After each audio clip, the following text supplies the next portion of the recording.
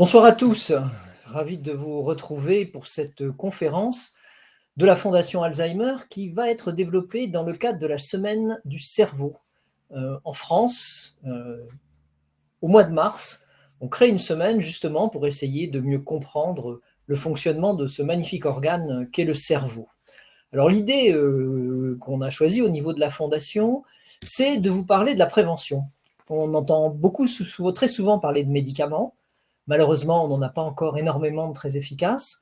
En revanche, on entend aussi parler de prévention, mais la question qu'on peut se poser, c'est face à une telle maladie, est-ce que la prévention est efficace ou non? Et c'est vraiment l'objet de cette conférence qu'on va avoir maintenant, c'est d'essayer de voir en fait si c'est efficace ou non et éventuellement de prendre les mesures qui vont permettre justement d'assurer cette prévention. Alors tout d'abord, il faut savoir que ce qui est important dans cette maladie, c'est l'évolution de nos fonctions intellectuelles avec l'âge.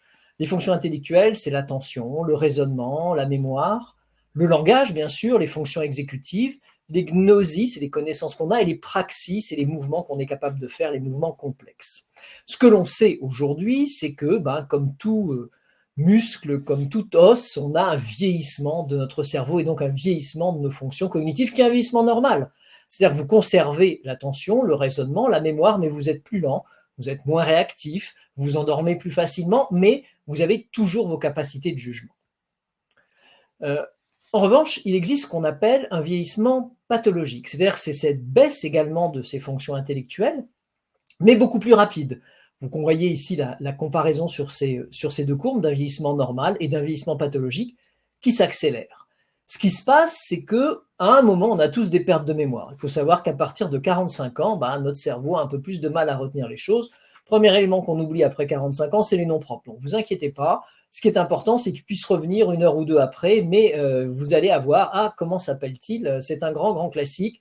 C'est vrai chez tout le monde, mais ça ne signifie pas, bien sûr, que vous aurez une maladie d'Alzheimer. Donc, ces pertes de mémoire vont finalement, lorsqu'elles existent, apparaître beaucoup plus vite chez quelqu'un qui a un vieillissement pathologique. Et de même, cette maladie qu'on appelle la maladie d'Alzheimer, voyez que par rapport à cette évolution, elle va apparaître également plus vite et beaucoup plus tôt chez quelqu'un qui a ce vieillissement pathologique par rapport à quelqu'un qui a ce vieillissement normal. Or, ce qui est intéressant de savoir, c'est que c'est généralement entre le moment où vous avez des pertes de mémoire qui vous gênent socialement et le moment où vous développez les premiers vrais symptômes de la maladie d'Alzheimer qu'on fait le diagnostic clinique. Ce qui veut donc dire que on sait aujourd'hui faire un diagnostic et la question c'est de savoir comment est-ce qu'on peut prendre en charge cette maladie. Alors ce qui est intéressant aussi de savoir, c'est qu'on est en train d'assister, alors c'est toujours difficilement perceptible au quotidien, mais un vrai tournant thérapeutique et conceptuel dans la maladie d'Alzheimer. Vous avez peut-être vu cet été que certains médicaments ont été annoncés aux États-Unis, mis sur le marché, avec une action sur une des protéines anormales qui s'accumulent dans le cerveau des patients atteints de maladie d'Alzheimer, qu'on appelle la protéine amyloïde.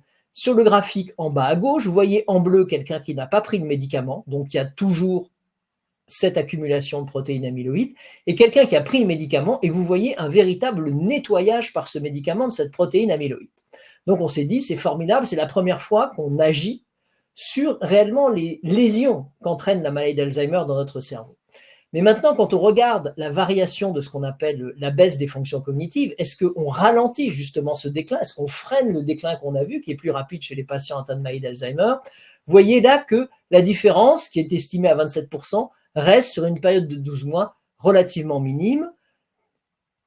C'est un traitement qui coûte relativement cher, 25 000 $ par an, ce qui fait à peu près 25 à 25 000 € par an, et qui a énormément d'effets indésirables. Mais là encore, il faut toujours faire le calcul de la balance bénéfice-risque. Donc, ce n'est pas forcément le médicament idéal qui va traiter la maladie, il y en aura plusieurs, mais c'est un premier pas vers un traitement contre la maladie d'Alzheimer. L'autre élément qui est important de savoir, c'est que ce n'est qu'uniquement au stade précoce de la maladie. Si malheureusement vous avez des parents qui sont hospitalisés ou qui sont dans des établissements pour personnes âgées dépendantes, il faut savoir qu'ils ne pourront pas en bénéficier. Pourquoi? Parce qu'on stoppe le processus de la maladie, mais on ne recrée pas les fonctions, on ne recrée pas la mémoire. Donc, uniquement à des stades précoces de la maladie. Donc ça veut dire que de 2012 à 2023, on a vu une évolution majeure de la maladie qui rappelle un peu ce qui s'est passé pour le sida et l'hypertension artérielle. Si vous prenez l'exemple du sida, à l'époque, c'était une maladie mortelle. Aujourd'hui, grâce aux trithérapies, et à certains éléments de prévention, c'est devenu une maladie chronique. Et l'objectif, c'est de vivre avec le mieux possible. Même chose pour l'hypertension artérielle. Et ce que l'on voit, c'est que la maladie d'Alzheimer est en train de se transformer en une maladie mortelle incurable, en une maladie chronique. Et le modèle des maladies chroniques, il repose sur 4 éléments. 1, la prévention, pour ralentir l'apparition. 2, de nombreux traitements qui s'adaptent en fonction des différentes formes. Une optimisation des traitements pour faire en sorte qu'ils aient le moins possible d'effets indésirables et secondaires. Et surtout, un apprendre à vivre mieux avec la maladie. Et on s'oriente pour la maladie d'Alzheimer dans cette direction. Et ce que vous voyez ici dans ce tableau des maladies chroniques, c'est à l'évidence un élément qui attire notre attention, c'est la prévention. Donc la question qu'on va se poser, c'est est-ce qu'une prévention est possible? Alors, si on revient à notre petit schéma, vous voyez que qu'est-ce que ça pourrait être la prévention? En fait, la prévention, ça pourrait être juste le ralentissement de ce vieillissement pathologique. Voyons ce que peut faire ce ralentissement de ce vieillissement pathologique. Vous voyez déjà que les patients qui ont ce ralentissement du vieillissement pathologique coupent la courbe des pertes de mémoire plus tard. Donc, ils conservent leur mémoire un peu plus longtemps et le diagnostic de maladie d'Alzheimer est fait plus tard.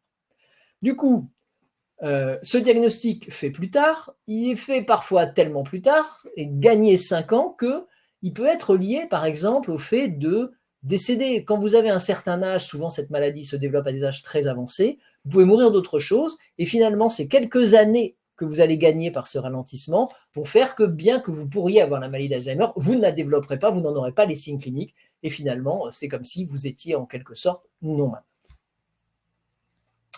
Alors, quand on regarde cette notion de vieillissement, ça veut dire quoi? Ça veut dire que finalement, au total, ce serait repousser l'âge de début des premiers symptômes, des premiers signes de la maladie.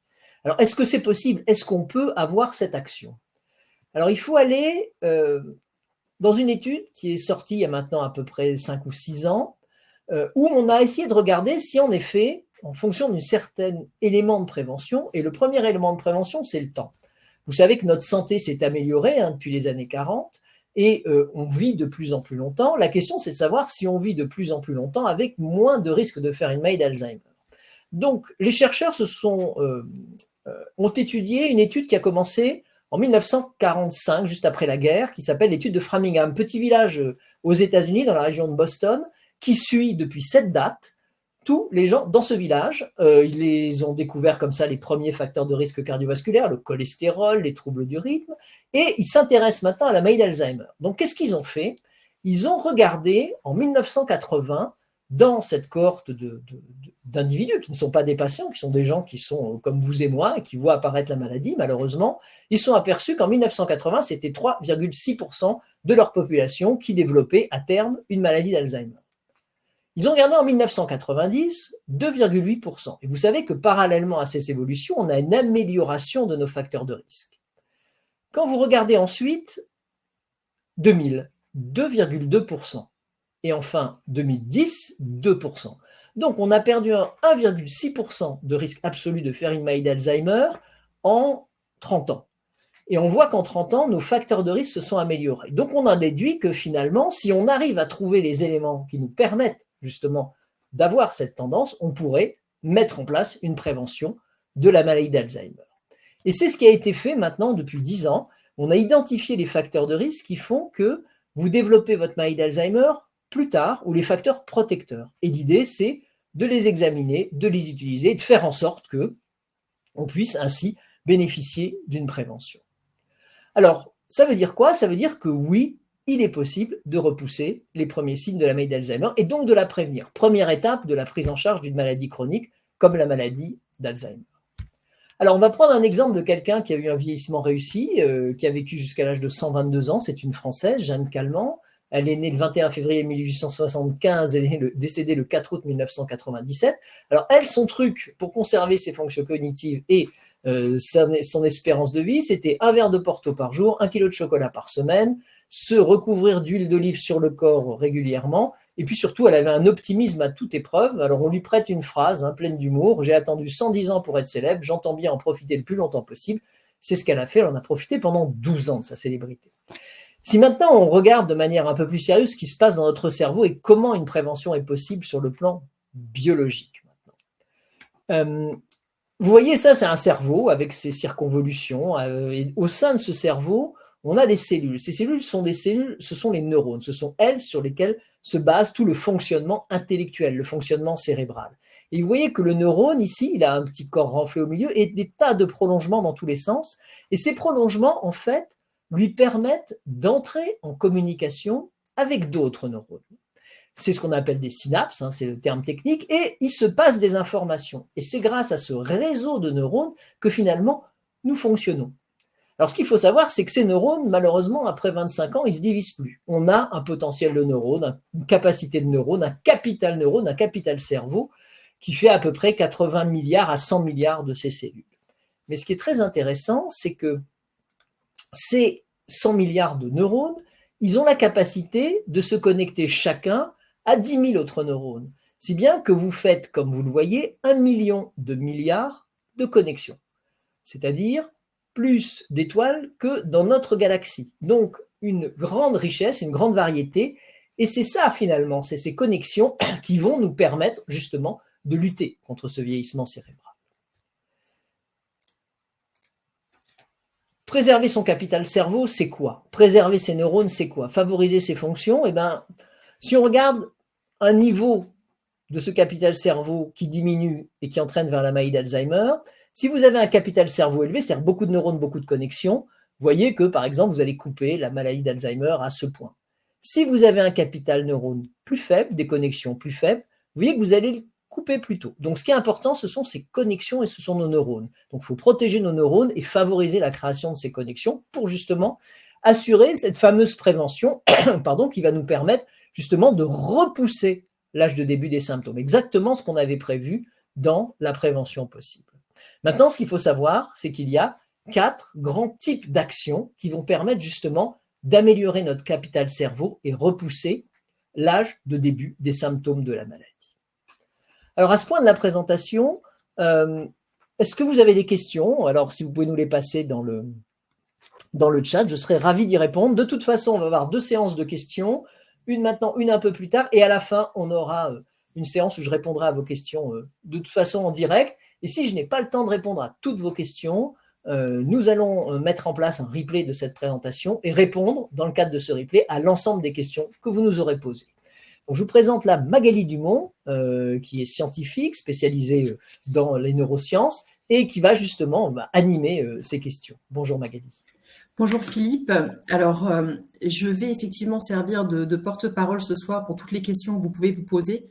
Et si vous en avez de préférence, pouvoir les indiquer dans l'onglet questions plutôt que dans l'onglet chat, ça me permettra de suivre un petit peu plus facilement. Alors Philippe, on a une première question de Marie-Aimée qui fait référence au traitement dont tu as parlé, les anti-amyloïdes, et qui se demande si l'Agence européenne du médicament va les autoriser en avril prochain.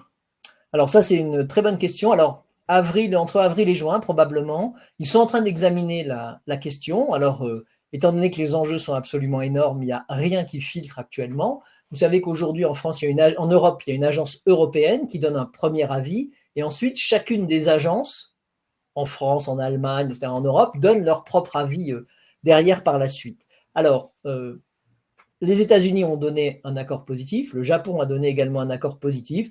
On attend la réponse. Très difficile de savoir parce que dans ces évaluations, il y a ce qu'on appelle, ce que j'ai évoqué, la balance bénéfice-risque. Dans la balance bénéfice-risque interviennent 3 choses. Le risque, bien sûr, de faire des complications et l'apport clinique, le bénéfice que vont en tirer les patients. C'est aujourd'hui là où est le point de bascule. Puis dernier point, il y a le prix. Vous avez vu que c'est quand même 25 000 euros par an pour un individu. Ça ne s'adresse pas à tout le monde. Il faut bien comprendre que ce n'est pas le million et demi de patients atteints de maladie d'Alzheimer qui vont bénéficier de ce traitement. C'est une petite proportion, mais ça pose énormément de questions et c'est pour ça que l'agence prend réellement son temps pour réaliser cette analyse. En effet, on devrait avoir le résultat entre avril et juin de cette année. Alors, pour le temps que chacun réfléchisse un petit peu aux questions, moi j'en ai 2 pour toi, Philippe. La première, c'est donc tu as parlé de l'efficacité de la prévention. Est-ce qu'on peut dire que cette efficacité est la même entre les formes sporadiques et les formes familiales, ou est-ce qu'il y a effectivement des différences? Et Alors, puis, pardon. et puis, si tu peux, en amont de ça, parce qu'on a une question de Ruben qui se pose la question de savoir si la maladie d'Alzheimer est justement héréditaire ou partiellement ou pas du tout. Comme ça, on règle cette question-là et puis ensuite, on parle de la prévention en fonction des formes. Alors, comme dans toutes les maladies, il existe, que même les maladies infectieuses, même la Covid, il existe toujours une part de susceptibilité individuelle portée par nos gènes et une part d'environnement. La maladie d'Alzheimer n'y échappe pas. Il existe également dans ces maladies une part de susceptibilité pour certains cas qui est extrêmement élevée, qui en font des maladies héréditaires. Dans le cadre de la maladie d'Alzheimer, il existe moins de 0,5% de formes héréditaires sur l'ensemble des formes de maladie d'Alzheimer. Dans la moitié des cas, on connaît le gène qui est en cause. Vous avez une modification de ce gène, vous tombez malade. Vous ne l'avez pas, vous ne tombez pas malade. Ça se voit dans des familles. C'est ce qu'on appelle une maladie à transmission autosomique dominante, c'est-à-dire que chaque génération aura une chance sur deux d'avoir des cas. Maintenant, c'est des formes qui démarrent extrêmement jeunes, à moins de 60 ans, généralement 40, 50 ans, très différentes des formes de la moyenne qu'on dit sporadique, qui n'interviennent pas dans des contextes familiaux de cette nature, qui elles interviennent à partir de 75 ans. Mais il existe quand même pour ces formes des caractéristiques favorisant l'apparition d'une maladie d'Alzheimer dans la mesure où vous êtes dans le contexte. Alors maintenant, sur l'intérêt de la prévention dans ces deux situations, si on prend les formes purement héréditaires, très difficile d'avoir un effet parce qu'elles démarrent relativement tôt. Elles démarrent vers l'âge de 40 ans et on a besoin d'avoir. Mais à chaque fois, il y a quand même des mécanismes de prévention qui sont essayés dans tous les cas. Dans les autres maladies, les sporadiques, en général, on a des petits signes, mais qui sont, on va dire, réguliers, habituels, après 45 ans, chez les hommes, chez les femmes, de petites pertes de mémoire. C'est ce qui nous alerte. Et généralement, ça entraîne une impulsion qui favorise quelque part l'engagement dans une prévention. Et à ce niveau-là, il existe bien sûr des mesures qui sont efficaces. Alors, est-ce qu'il faut le faire complètement avant que les symptômes apparaissent à 45 ans ou est-ce qu'il faut le faire à 75 ans quand les premiers symptômes apparaissent? Ce qu'on dit aujourd'hui, c'est exactement comme le traitement, par exemple, de l'hypertension artérielle où il faut réduire votre consommation en sel, par exemple. Et bien là, c'est la même chose. Même si vous avez les premiers symptômes, faire de la prévention a permis de montrer qu'on pouvait encore quand même repousser, ralentir, améliorer nos fonctions cognitives, y compris si on commence à avoir des troubles importants de ces fonctions. Mais là, ça devient plus difficile et plus engageant, comme on le verra dans quelques instants. Merci Philippe, c'est très très clair. Alors on a une autre question en lien avec la maladie.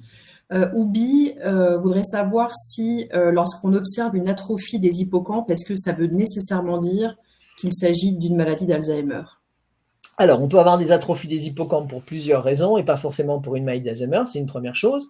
Mais on a une particularité avec l'hippocampe et on s'en est rendu compte justement avec la prévention, c'est qu'il est possible de lutter contre cette atrophie et d'avoir une réexpansion de l'hippocampe. Alors, c'est pas très grand, c'est minuscule l'hippocampe, hein. Petite structure au niveau du cerveau qui fait quelques millimètres, mais on peut réavoir une réexpansion. Je vais prendre un exemple. Fumer, on y reviendra tout à l'heure, entraîne en particulier des anomalies, cérébrales. Je vous les détaillerai dans quelques instants. Et on observe souvent chez les fumeurs une réduction de la taille de l'hippocampe. L'arrêt du tabac permet de cet hippocampe de reprendre un peu de volume. Même chose, l'activité physique ou la sédentarité. La sédentarité est plutôt associée à une hippocampe un peu petite. L'activité physique permet de remonter le volume de l'hippocampe. Donc, vous voyez qu'on est vraiment dans un contexte où il est possible, grâce à cette plasticité cérébrale et à notre capital cerveau et la façon dont on l'entretient, de lutter contre certains de ces signes. Alors, selon toi, Philippe, à quel âge est-ce qu'il faudrait faire le premier bilan? Et si tu peux nous résumer en fait en quoi consisterait un bilan pour diagnostiquer la maladie? Alors, faire un bilan pour diagnostiquer la maladie, ça aurait un intérêt d'avoir un diagnostic positif de la maladie si on avait des traitements à mettre en œuvre pour lutter contre ce diagnostic. Aujourd'hui, faire un diagnostic, c'est-à-dire savoir si on a une maladie d'Alzheimer de manière extrêmement précoce, n'a de sens que dans les essais cliniques où on teste ces médicaments, qu'on va donner justement on aura trouvé les bons médicaments efficaces chez les sujets plus jeunes. Pour l'instant, ça n'a pas d'intérêt. Je pense que ce qui est important, c'est de savoir deux choses. C'est que la première, c'est que ces mesures de prévention, non seulement elles préviennent la maladie d'Alzheimer, mais elles améliorent votre fonction cérébrale au quotidien. Elles améliorent votre mémoire. elles améliorent votre capacité de réaction, elles améliorent votre vitesse d'élocution. Il faut savoir que la vitesse d'élocution, la vitesse à laquelle on parle, est très liée à la qualité de vos fonctions cognitives. Les gens qui parlent très vite, en général, ils ont de très bonnes fonctions cognitives. Les gens qui parlent beaucoup ont aussi de très bonnes fonctions cognitives. Donc, ces éléments, non seulement vont vous permettre de lutter à terme contre la maladie d'Alzheimer et de repousser l'âge début, mais pendant que vous les exploitez, dès l'âge de 40 ans ou de 45 ans, vous allez voir que vos capacités intellectuelles vont s'améliorer, vos capacités de mémorisation vont s'améliorer, c'est-à-dire un apport bénéfique sur le cerveau. Alors justement, parce que tu nous parles des capacités intellectuelles et cognitives, tu as parlé en fait du concept de capital cerveau. Et donc Gérard se demande comment est-ce qu'on évalue le capital neurone d'un cerveau? C'est une excellente question. Aujourd'hui, du vivant du patient, on ne le fait pas. On n'a pas de moyen de le faire, soyons très clairs, si ce n'est avec de l'imagerie, avec des mesures de volume, c'est vraiment très, très, très approximatif. En fait, ce capital cerveau, c'est plus un concept qui a été mis en place, dont on s'est aperçu qu'il correspondait à l'évolution des modèles. C'est toujours le principe du concept. On se dit, tiens, quand par exemple la taille de certains éléments du cerveau diminue, les fonctions se changent. Quand elles augmentent, qu'on prenait l'exemple tout à l'heure de l'hippocampe, c'était le cas. Donc on s'est mis à essayer d'imaginer qu'est-ce qui pouvait expliquer biologiquement ça. Alors on le fait chez l'animal, ça on peut le faire. Bon, c'est dans des conditions un peu plus compliquées, chez les petites souris par exemple. En revanche, chez l'homme, jusqu'à ce jour, on n'est pas capable, sans avoir d'éléments traumatisants ou vulnérants, de mesurer le nombre de neurones dans le cerveau. Ce que l'on sait, c'est qu'au travers des tests que l'on peut faire, des tests neuropsychologiques, alors c'est des tests comme vous les trouvez par exemple dans certains magazines où on fait tester votre quotient intellectuel. Ces tests, généralement, les gens qui ont des bonnes capacités cérébrales, donc un bon capital cerveau, ont souvent des résultats meilleurs à ces tests. Donc c'est des mesures indirectes d'un concept qu'on a imaginé, mais qu'on n'est pas capable pour le moment de mesurer physiquement. Alors, question très précise sur la prévention et on aimerait que la réponse ce soit oui. David se demande si la prévention peut éradiquer définitivement la maladie d'Alzheimer ou bien si ça peut bloquer son arrivée avant 80 ans. Alors, éradiquer, probablement non, sauf si vous considérez que si vous arrivez à repousser suffisamment loin la maladie d'Alzheimer et que vous mourrez d'autre chose avant, vous aurez, à titre personnel, éradiqué la maladie d'Alzheimer. En pratique, non, c'est vraiment de résister. Notre cerveau va subir des atteintes tout au long de notre vie. Il va avoir des petits traumatismes, il va avoir des chocs. Meilleure sera votre capacité cognitive, meilleur sera votre capital cerveau, mieux vous allez résister à ces différentes atteintes. Vous pouvez résister jusqu'à un âge avancé. On pense aujourd'hui que des gens qui sont des centenaires, alors bien sûr, ils sont un peu ralentis, mais ils fonctionnent correctement, ils raisonnent correctement, ont probablement des capacités de résistance aux maladies et aux différents traumatismes tout au long de la vie qui est supérieure à d'autres personnes. Donc l'idée, c'est un peu comme quand vous faites du sport, vous allez acquérir des compétences et une résistance à la fatigue, à la douleur. Donc, de la même manière, votre cerveau va pouvoir fonctionner comme ça, mais non, ça ne va pas stopper complètement la maladie d'Alzheimer, ça va la ralentir. Alors, une question d'Adina, tu en as parlé tout à l'heure, mais peut-être que tu peux redire les éléments clés. Elle se demande si, lorsqu'on est susceptible de développer une forme autosomique dominante, est-ce qu'on peut quand même bénéficier d'effets protecteurs de la prévention si on fait ça à des stades précoces? Oui, a priori, oui, puisque l'idée, c'est d'augmenter la résistance du cerveau. La maladie évolue beaucoup plus vite, mais en effet, ça peut ralentir en quelque sorte. Il n'y a jamais eu d'essai clinique qui a été fait dans ce domaine, mais ce que l'on connaît dans les formes sporadiques, il n'y a pas de raison que ça ne marche pas dans les formes précoces, en sachant que la particularité de la forme précoce, c'est justement sa rapidité d'évolution qui fait que l'âge de début est beaucoup plus tôt. Une question sur le diagnostic. Marie-Aimée nous dit qu'effectivement, on parle beaucoup des prises de sang capables de détecter la maladie. Elle voudrait savoir ce que tu en penses. Alors, aujourd'hui, on n'a pas de diagnostic absolu de la maladie d'Alzheimer. On a un faisceau de présomption qui nous amène à penser que quelqu'un qui a certains troubles de mémoire, troubles des fonctions intellectuelles, va développer ou développe une maladie d'Alzheimer. C'est par exemple des tests neuropsychologiques, c'est de l'imagerie cérébrale, c'est une ponction lombaire, c'est des éléments qui apportent un certain degré de précision dans laquelle on va doser les fameuses protéines anormales qui s'accumulent dans le cerveau.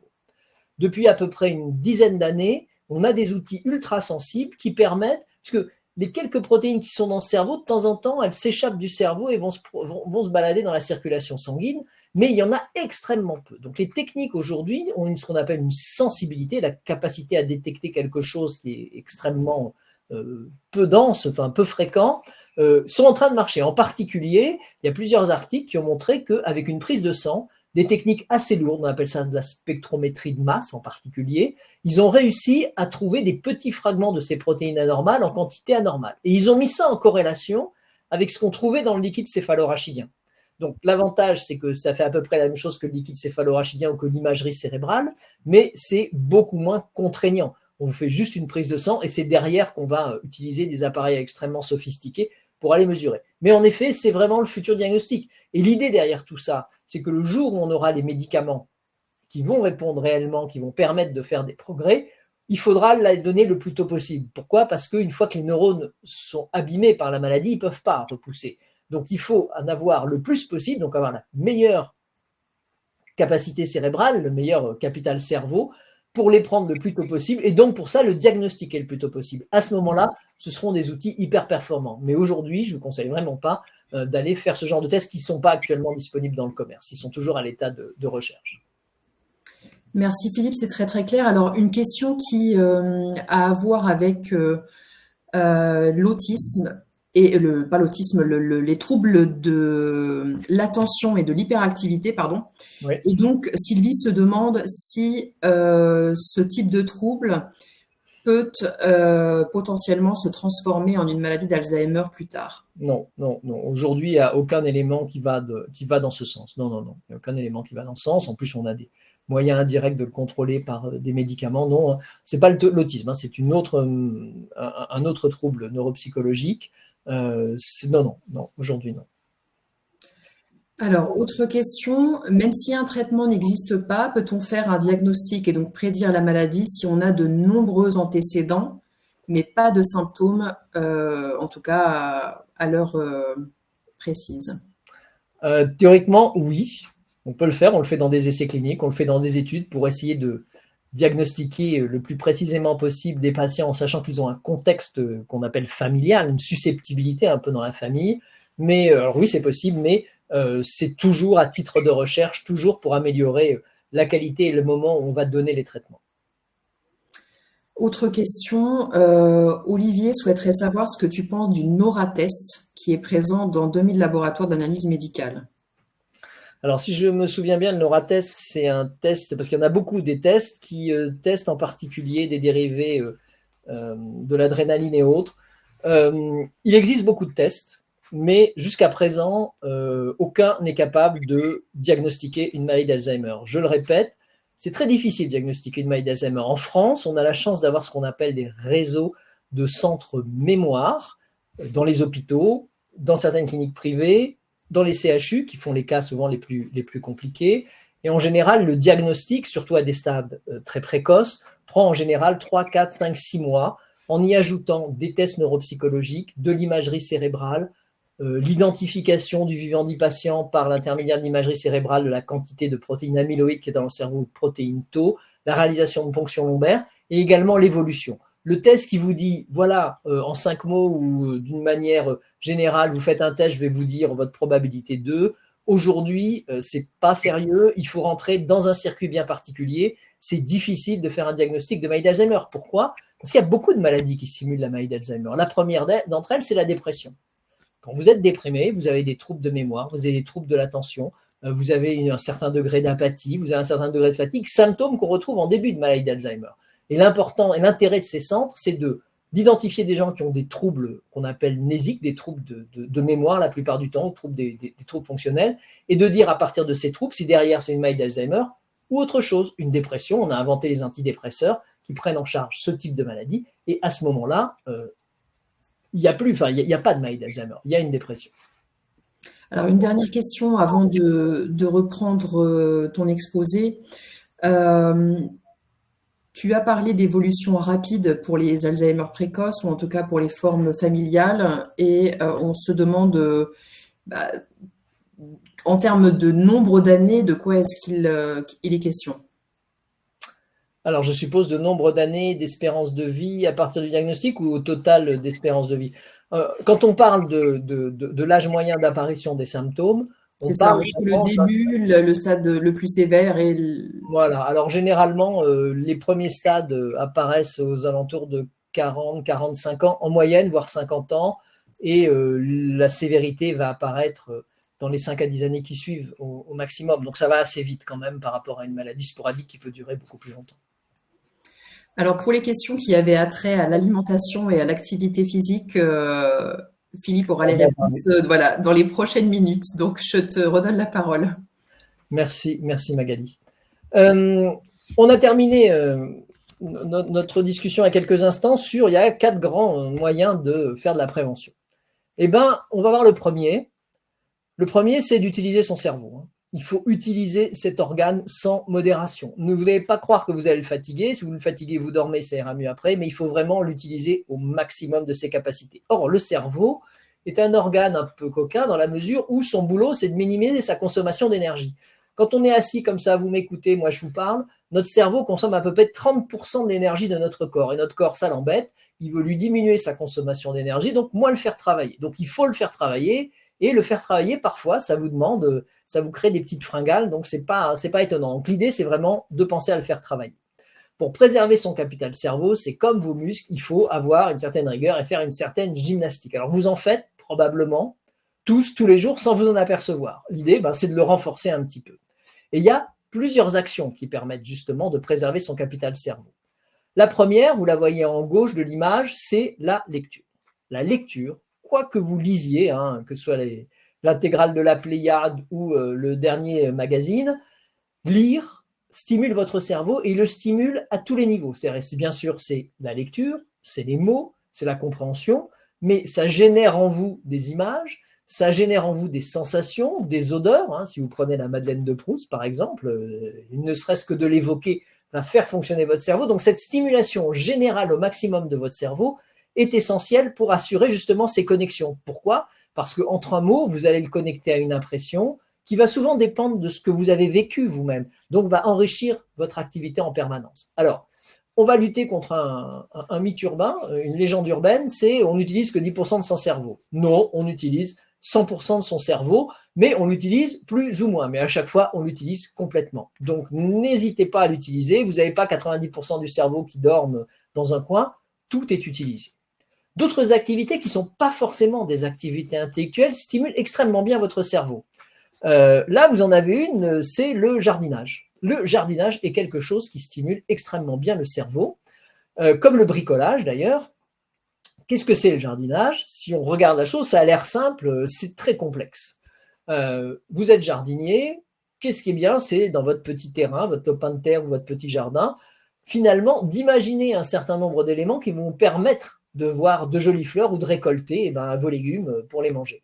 Et pour ça, il faut le concevoir, aller dans une jardinerie, acheter des petites graines, les mettre dans la terre à l'automne, les mettre dans la terre au printemps et attendre l'été pour avoir de magnifiques fleurs. Donc, c'est quelque chose qui nécessite de se projeter dans le temps et qui est extrêmement abstrait. Même chose pour le bricolage. Le bricolage, vous allez chercher 4 planches et puis vous allez en faire une table, une chaise. Donc, quelque chose qui nécessite un concept. Si vous regardez l'utilisation de ces outils au cours de l'évolution de l'humanité, il a fallu 20 000 ans pour essayer de construire les premiers objets. Donc là, vous êtes dans un phénomène, là aussi, très stimulant pour le cerveau.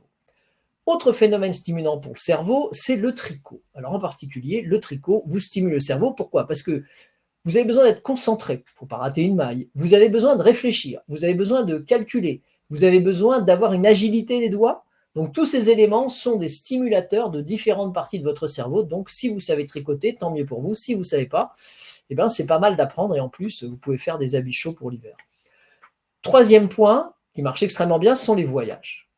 Les voyages, c'est aussi des éléments très abstraits. Vous êtes assis chez vous et vous décidez d'aller à l'autre bout du monde ou d'aller voir votre cousine dans le sud de la France ou votre cousin à 500 mètres. Le fait de sortir, le fait d'imaginer, le fait de savoir que vous allez vers l'inconnu, le fait de trouver des chambres d'hôtel, le fait de voyager, de prendre des billets de train, tout ça sont des activités extrêmement complexes qui stimulent le cerveau. Donc vous voyez que pour faire fonctionner son cerveau, il y a 1001 manières, pas que des manières intellectuelles, bien sûr, tout ce qui est jeu, intellectuels sont importants, on y reviendra dans quelques instants, mais ce sont des éléments simples que vous faites tous les jours dans la vie, alors pratiquez-le plus souvent. Ce sera la meilleure façon de stimuler votre cerveau et le plus souvent possible. Ça, c'est la télévision type TNT, où là, en fait, vous avez des écrans d'émission, des écrans de pub. Ça, c'est extrêmement mauvais pour le cerveau parce que c'est d'une grande passivité. Mais on verra tout à l'heure que les écrans, pas de ce type-là, les écrans actifs, sont là encore utiles. Donc, préserver son capital cerveau, c'est arrêter de se coller devant une télé sans bouger pendant 2 heures à regarder je ne sais quelle émission, parce que là, vous n'êtes pas actif. Il faut que vous soyez actif, que vous réfléchissiez. Donc, prenez un livre et lisez. Deuxième groupe d'éléments utiles pour prévenir et repousser l'âge de début des symptômes, c'est protéger son cerveau. Le cerveau, c'est quelque chose de fragile. Le cerveau, c'est un paquet de cellules, et ces cellules, c'est 60% de graisse, 60% d'eau, 40% de graisse. Et avec tout ça, de l'électricité, de la chimie qui fait fonctionner. Donc, pas grand-chose. Il flotte dans votre boîte crânienne avec ce qu'on appelle les méninges qui le tiennent et qui permettent justement d'amortir les chocs. Mais vous imaginez que des chocs violents, et même des chocs minimes mais répétés, vont abîmer votre cerveau. Les premiers travaux qui nous ont permis de découvrir ça, c'est des études chez les joueurs de football américains. Vous connaissez le football américain, vous pouvez plaquer votre adversaire même quand il n'a pas la balle, contrairement au rugby. C'est un sport qui est violent, et on s'est rendu compte que les joueurs de football américains, qui sont des hyper sportifs, des monstres de muscles, développent 3 fois plus de maladies d'Alzheimer que le reste de la population. On s'est demandé pourquoi. Et on s'est rendu compte en fait que ce sont les chocs multiples qu'ils ont, en particulier sur leur cerveau. Autre exemple de sport, le football, le soccer, ce qu'on connaît, nous, le football européen classique.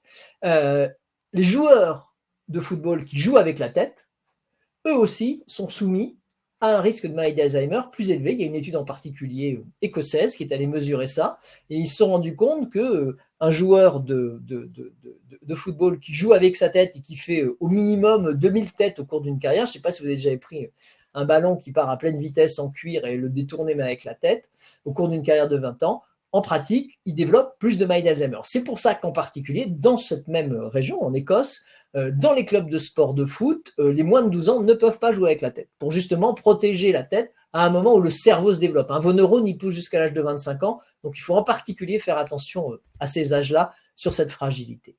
Et puis, votre cerveau, il y a les chocs extérieurs, mais les chocs internes. Il baigne dans un liquide qu'on appelle le liquide céphalorachidien et qui est extrêmement protégé par ce qu'on appelle une barrière entre le sang et le cerveau. La barrière hémato pour sang et encéphalique pour le cerveau. Et cette barrière fait en sorte que tout ce que vous mangez, tout ce que vous consommez, qui peuvent être toxiques, qui peuvent être des perturbateurs endocriniens ou que sais-je, vont être bloqués par cette barrière. La seule chose qui peut passer, c'est le glucose, parce que c'est la seule nourriture de votre cerveau, il lui faut du glucose. Pour le reste, il est étanche, ce qui le protège. Malheureusement, il y a des substances qui vont rompre un peu la qualité de cette barrière, et ce sont ce qu'on appelle les toxiques. Le premier toxique, c'est le tabac. Le tabac abîme votre barrière hémato-encéphalique et permet à certains autres toxiques circulants de pénétrer dans le cerveau. Le deuxième, c'est l'alcool. Même chose, l'alcool pris en quantité bien trop importante va entraîner une perturbation de cette barrière, faciliter l'entrée en particulier de certains virus et de certaines bactéries. Et le troisième, ce sont les drogues. Si les drogues ont cet effet, c'est qu'elles pénètrent dans notre cerveau. Donc, elles ont les moyens d'entraîner des effractions dans cette barrière hémato-encéphalique, et tous ces éléments qui vont avoir cette action sur votre cerveau sont des éléments qui passent par cette barrière, qui l'abîment et font en sorte que d'autres éléments peuvent passer. Et je le répète, il n'y a pas de drogue douce. Toutes les drogues le font. Donc, c'est le deuxième élément, faire attention à son cerveau, c'est précieux, c'est fragile. Troisième élément, le cerveau, il ne se balade pas tout seul dans la nature. Il est porté par un corps, il est alimenté par votre corps, et si votre corps ne fonctionne pas bien, votre cerveau ne va pas être bien alimenté. S'il n'est pas bien alimenté, il ne va pas bien fonctionner, il va s'abîmer. Donc, il est important d'être en forme, c'est la première chose, et surtout d'éviter un certain nombre de problèmes et de facteurs de risque qui ne sont pas des facteurs de risque directement d'Alzheimer, mais qui sont des facteurs de risque des maladies cardiovasculaires. Si vos vaisseaux sont abîmés, votre cerveau va s'en ressentir. Donc l'idée, c'est de savoir le principe, c'est que cœur et cerveau sont réellement intimement liés. Les gens qui ont des maladies cardiovasculaires non traitées, non équilibrées, souvent développent des maladies d'Alzheimer un peu plus tôt. Donc inversement, quand vous prenez en charge votre maladie cardiovasculaire, là, vous récupérez un risque normal, entre guillemets, de faire une maladie d'Alzheimer. Les 4 grands facteurs auxquels il faut faire attention, c'est le cholestérol sanguin, le mauvais cholestérol, il faut essayer de le limiter. C'est le sucre dans le sang, c'est l'apparition d'un diabète, qui est un facteur de risque. C'est la surcharge pondérale. Alors, ce n'est pas forcément l'obésité, mais la surcharge pondérale, c'est le fait d'avoir un indice de masse corporelle au-delà de 25. Et ça se traduit essentiellement par le tour de taille. Le tour de taille est un très bon indicateur de ce risque-là. Et enfin, celui pour lequel on sait, puisqu'on a des traitements anti-hypertenseurs, lorsque des gens ont une hypertension, en particulier au milieu de la vie, lorsqu'on la traite, bien, on s'aperçoit que leur risque de faire une maladie d'Alzheimer diminue à ce moment-là par rapport à ce qu'ils avaient eu s'ils n'avaient pas traité leur hypertension. Donc, prendre en charge ces éléments, c'est, mettons, à partir de 40 ans, aller voir son cardiologue pour justement faire un bilan et surtout le prendre en charge. Alors, ce dont on s'aperçoit, c'est que c'est finalement l'apparition de ces facteurs de risque au milieu de la vie, entre 45 et 55 ans, qui font le lit de la maladie d'Alzheimer à un certain moment, qui accélère son développement. Donc, importance d'aller faire son bilan cardiaque à 40 ans, quand on commence à être un peu essoufflé après avoir couru pour aller faire son jogging. Et là, voir si on n'a pas des petits facteurs qu'il faut prendre en charge tout de suite et neutraliser tout de suite, neutraliser un taux de cholestérol élevé par l'alimentation, un diabète et ainsi de suite. Autre élément important pour votre corps, c'est ce que vous mangez. Alors, il existe plein d'informations, les médicaments qui vous font, les aliments qui vous aggravent une maladie, les aliments qui vous la suppriment. La seule chose pour laquelle on a trouvé un lien avec la réduction de ce risque, c'est le régime méditerranéen.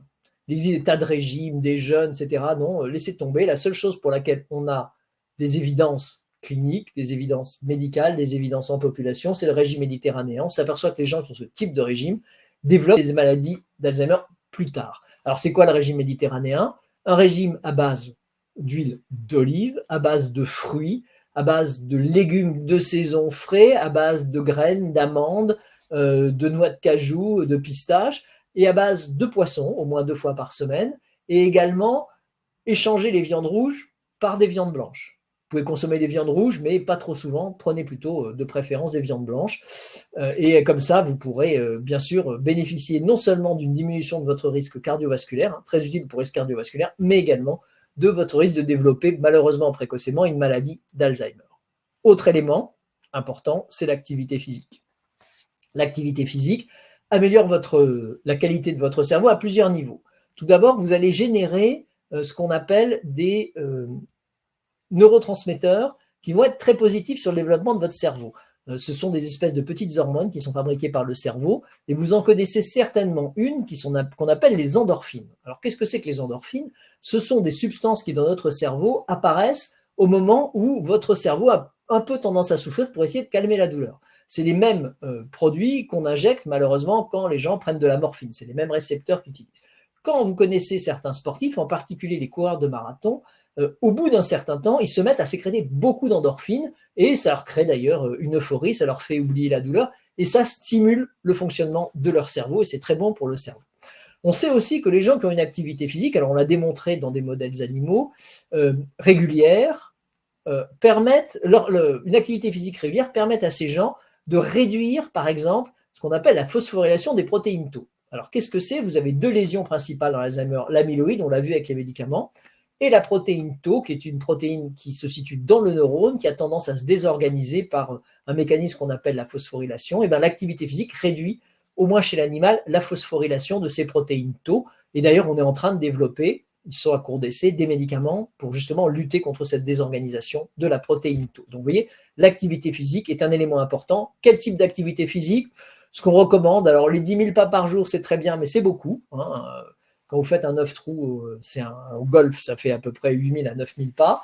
Donc, il faut marcher régulièrement, aller promener votre chien, tous les pas sont bons, montez vos escaliers, faites le ménage, passez la tondeuse, tout ce qui vous fait vous déplacer est important. Et l'important, c'est de progresser par rapport à ce qu'on fait habituellement. En moyenne, les Français sont aux alentours de 4 000, 4 500 pas par jour au total, ce qui est relativement bas. Et pour vraiment passer à l'activité, il faut monter à 5 000 ou 6 000. Si vous atteignez 10 000, tant mieux. Tout ce qui est activité physique régulière, de l'ordre de 20 à 30 minutes par jour. Et la recommandation, généralement, c'est de la marche, c'est ce qui est le plus facile. Si vous faites du sport, tant mieux pour vous, mais quand même, évitez le football américain et la boxe. On l'a vu tout à l'heure, protégez votre cerveau dans ce cas-là. Alors, un point sur les aliments, parce que souvent, c'est une question qui arrive, c'est les compléments alimentaires. Vous allez trouver des tas de médicaments sur Internet ou des produits en vente libre qui vous permettent d'améliorer vos fonctions intellectuelles. Alors, oui, mais que dans certains cas. Il est bien mieux de prendre tous ces compléments alimentaires directement dans les aliments que vous consommez. Le régime méditerranéen est bourré de ces fameux compléments, que ce soit les oméga 3, que ce soit les vitamines, à partir des fruits et légumes frais que vous allez prendre ou des poissons gras que vous allez consommer.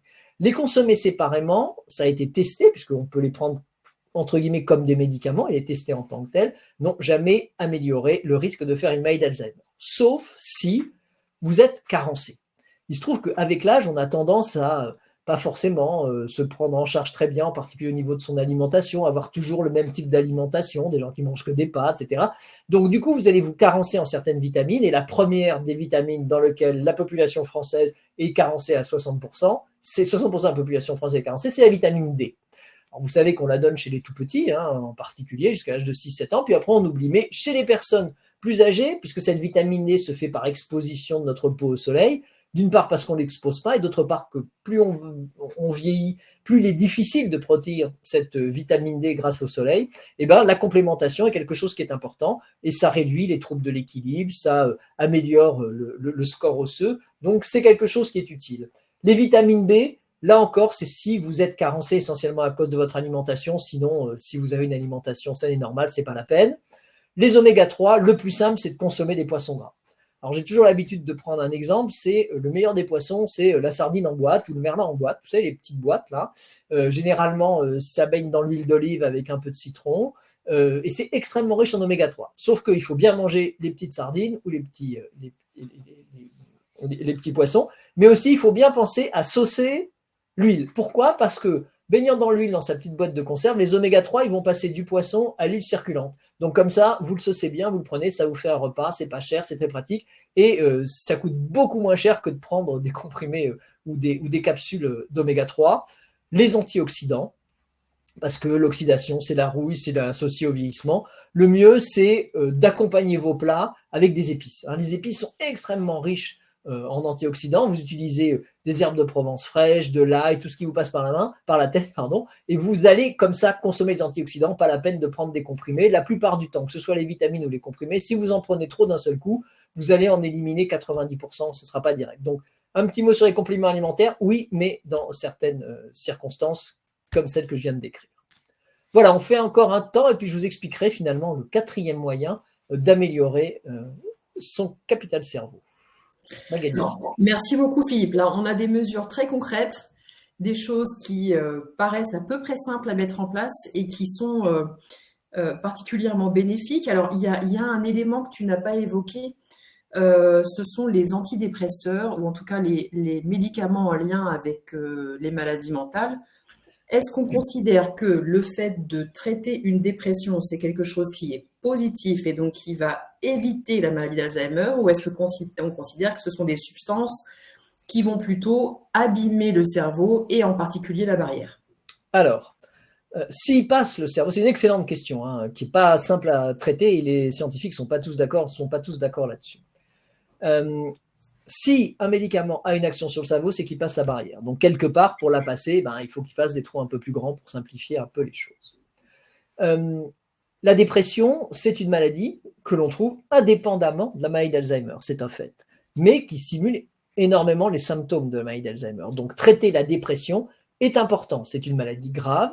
On a inventé les antidépresseurs, on a utilisé les anxiolytiques. Donc, ce qui se passe, c'est qu'on va prescrire sous prescription médicale des antidépresseurs pendant un temps donné, généralement 5 à 6 semaines, jusqu'à amélioration, puis ensuite on va les réduire progressivement, et ça c'est utile et important pour le cerveau. Après on se pose la question de savoir si la prise d'antidépresseurs justement au long cours, d'antidépresseurs qui restent longtemps dans le corps, peut entraîner des troubles, des fonctions intellectuelles à long terme qui peuvent se pérenniser et éventuellement évoluer vers une maladie d'Alzheimer. Alors, ça, c'est l'utilisation des antidépresseurs ou des anxiolytiques qu'on trouve malheureusement lorsque on a de l'automédication. Souvent, vous avez une boîte d'anxiolytiques ou d'antidépresseurs qui vous a été prescrite à un moment où vous êtes dans une phase où vous étiez réellement dépressif ou réellement anxieux. Vous vous dites, il m'en reste quelques-uns, je vais en prendre, et on prend une certaine habitude à consommer ces médicaments. Et c'est dans cette circonstance qu'on se pose la question de savoir si ce n'est pas associé avec des troubles des fonctions cognitives, justement par cette barrière hémato-encéphalique abîmée. Maintenant, troisième question qui se pose, c'est que on s'est rendu compte que les gens qui avaient des maladies d'Alzheimer débutantes avaient souvent associé l'apparition d'une dépression. Pourquoi? Essentiellement parce que c'est une dépression qui peut être en partie réactionnelle. Lorsque vous commencez à avoir des troubles des fonctions intellectuelles et que vous avez des troubles de la mémoire, vous avez des troubles de l'orientation, c'est quelque chose qui est très angoissant par rapport à votre vie habituelle. Vous en avez conscience. Et généralement, ça entraîne des troubles de type dépression. Donc, il est très difficile de savoir si ces médicaments entraînent une maladie d'Alzheimer ou si c'est parce que vous avez une maladie d'Alzheimer avec des petits syndromes dépressifs que vous prenez ces médicaments et que vous le trouvez plus souvent associé avec la maladie d'Alzheimer. Ce que l'on sait aujourd'hui, c'est que les médicaments antidépresseurs à longue durée d'action, qui sont utilisés plus de 5 semaines consécutivement en permanence, sembleraient associer un risque plus élevé de faire une maladie d'Alzheimer à terme.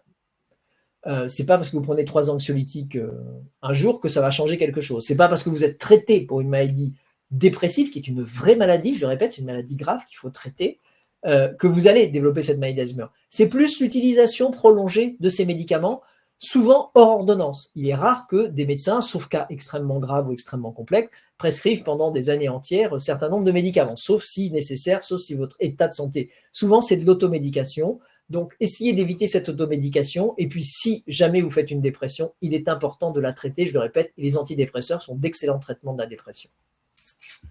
Merci Philippe, c'est très très clair et cette question est effectivement complexe. Tu nous as parlé tout à l'heure du fait que parmi les signes anatomiques de maladie d'Alzheimer, il y avait la protéine Tau qui s'accumulait dans le cerveau.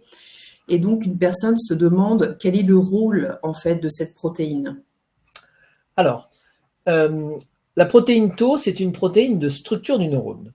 C'est-à-dire que l'image que je vous ai montrée du neurone bleu il y a quelques instants dans mes diapositives, cette forme très arrondie du corps cellulaire, du cœur du neurone, tous ces petits prolongements bien droits qui font de jolies ramifications, ils tiennent sous cette forme parce que derrière, il y a des protéines de structure, un peu comme dans un échafaudage. Vous avez toutes les barres de l'échafaudage et puis on met un tissu autour. C'est exactement le même principe.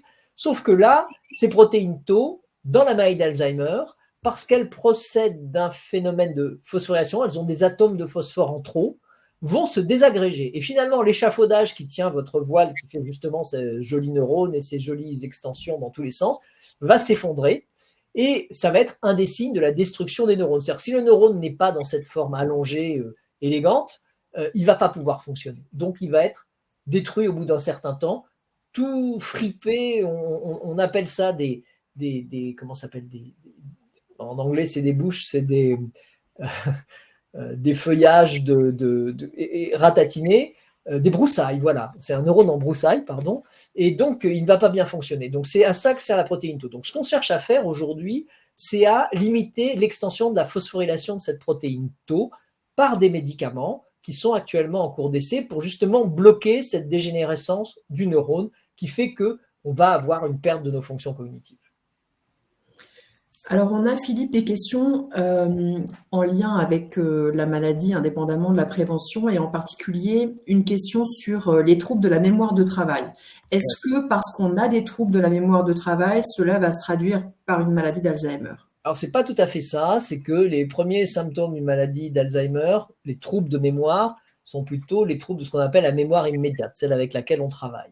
Mais le fait d'avoir cette fatigue, cette carence en certaines vitamines, par exemple d'être en pleine dépression, va justement limiter le fonctionnement de cette mémoire de travail. En effet, c'est un des signes de la maladie d'Alzheimer, mais ce n'est pas qu'un signe de la maladie d'Alzheimer. Ça peut être autre chose, d'où l'importance, lorsqu'on a ce genre de trouble, d'aller consulter d'abord son médecin qui vous adressera à une clinique de la mémoire qui fera la différence entre est-ce que c'est quelque chose qui relève d'une maladie d'Alzheimer débutante ou est-ce que c'est quelque chose qui pourrait être une autre maladie sous-jacente. Et il est clair que la prévention, la stimulation du cerveau permet en partie de résoudre ces problèmes. Et on va le voir, on a d'autres systèmes d'intervention qu'on va voir dans quelques instants, sur lesquels on a mesuré la capacité de mémoire immédiate, cette mémoire de travail, qui s'améliore avec certains outils, même si elle commence à disparaître. Elle a tendance aussi à être limitée par l'attention.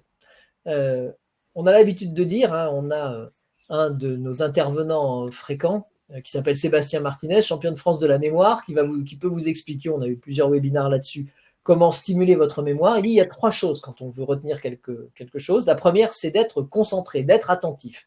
Si on vous dit quelque chose que vous n'êtes pas attentif, vous avez 9 chances sur 10 de ne pas le retenir. 1, il faut être attentif. 2, il faut répéter cet élément. Par exemple, on vous donne un numéro de téléphone, une mémoire immédiate sans effort va vous permettre de le retenir 5 à 6 secondes, le temps de le taper sur votre téléphone, après vous allez l'oublier. Si vous voulez le retenir, il faut le répéter un petit peu, répéter ce numéro avec les 10 chiffres très régulièrement. Et également, quand c'est des éléments un peu plus complexes, faire des associations.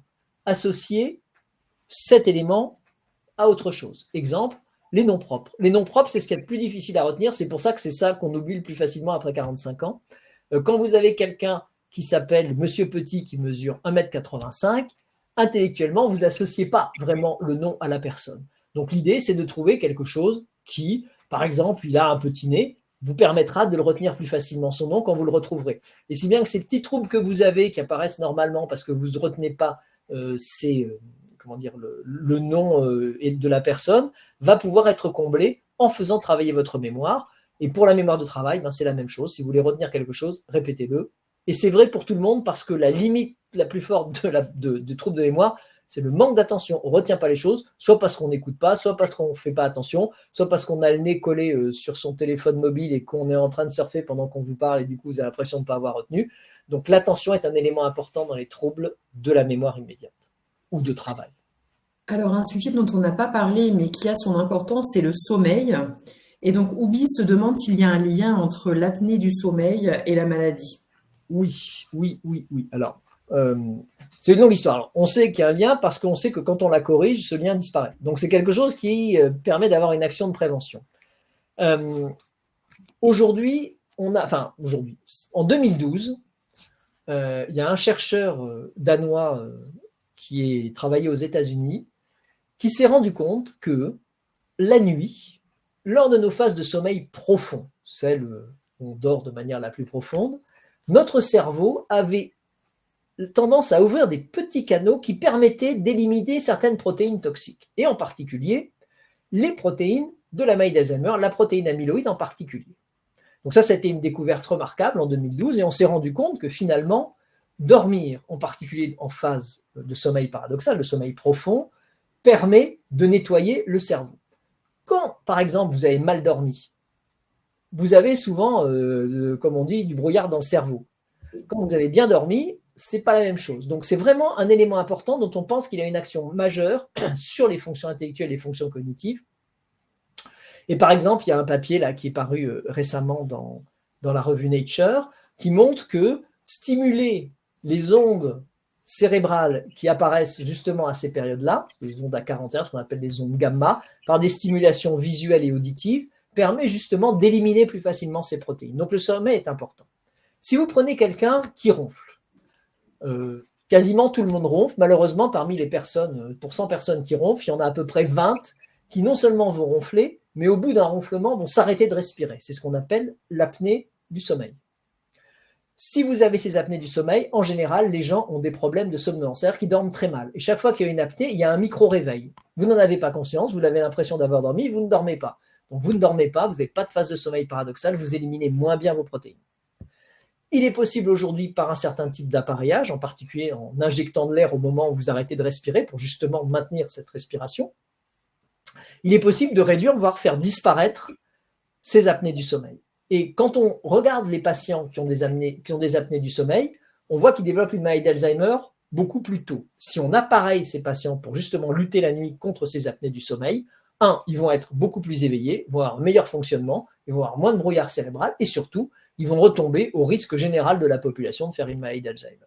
Donc en effet, c'est quelque chose qui est très important, le cerveau, et en particulier le fait de faire des apnées du sommeil qui se diagnostiquent très bien et qu'il faut prendre en charge. Alors, on va revenir aux mesures de prévention et on a 2 questions en particulier, une de David sur les régimes cétogènes et puis une de Thérèse sur toutes les techniques de relaxation, sophrologie et méditation. Est-ce que tu peux nous en dire plus sur ces 2 sujets ? Sophrologie et méditation, on en parle après, dans la dernière partie de notre discussion. Pour ce qui est du régime cétogène. Alors, le régime cétogène, c'est quoi ? C'est eh ben, vous allez avoir la laine qui sent l'acétone. Pourquoi? Parce que vous arrêtez de consommer du sucre. Quand vous arrêtez de consommer du sucre, votre foie se met à consommer votre graisse pour fabriquer du sucre. Et quand il consomme votre graisse pour fabriquer du sucre, il crée des corps cétoniques et ça sent l'acétone, le dissolvant à ongles. Vous voyez ce que je veux dire? Donc cette haleine qui sent l'acétone. Ça apparaît lorsqu'on se met à jeûner, quand on ne mange pas ou alors quand on mange très peu de sucre et qu'on prend beaucoup de matières grasses. Par exemple, les gros mangeurs de chocolat noir ou sans sucre ont tendance à avoir des haleines éventuellement un peu acétonisées. D'où derrière le concept de régime cétogène et ensuite de jeûne, qui est très à la mode en ce moment, mais qui jusqu'à présent n'a pas fait l'objet d'études scientifiques sérieuses pour démontrer son efficacité. Pire que ça, les jeûnes prolongés vont entraîner des troubles, en particulier, alors j'ai un ami gériatre qui a l'habitude de dire que quand on jeûne, on ne mange pas et votre corps, comme il a besoin de manger, il vous mange de l'intérieur. Il vous mange votre graisse, il vous mange vos protéines et donc vous perdez du poids relativement vite, mais vous perdez énormément de substances utiles pour votre corps. Donc le jeûne aujourd'hui n'a pas fait ses preuves. Alors il y a aussi une particularité lorsqu'on fait un jeûne qu'on a ces cétones, c'est que ces cétones ont un petit côté euphorisant. Ça vous oublie, ça vous fait un peu oublier vos soucis et donc il y a un certain attrait pour ce jeûne. Mais à ce jour, on n'a pas vu d'essais qui démontrent que, etc. Alors, il y a des gens qui proposent le jeûne intermittent, c'est-à-dire vous faites un jeûne une fois par semaine ou un jour sur deux, et généralement, de manière un peu moins indolore, vous mangez assez tôt le soir, et puis ensuite, vous ne mangez pas avant midi. Vous ne prenez pas de petit déjeuner. Même ça, on n'a jamais démontré que ça réduisait la maladie d'Alzheimer. En revanche, ce qui est important, c'est que pour bien dormir, il faut bien manger le soir, c'est-à-dire pas trop lourd et pas trop tard.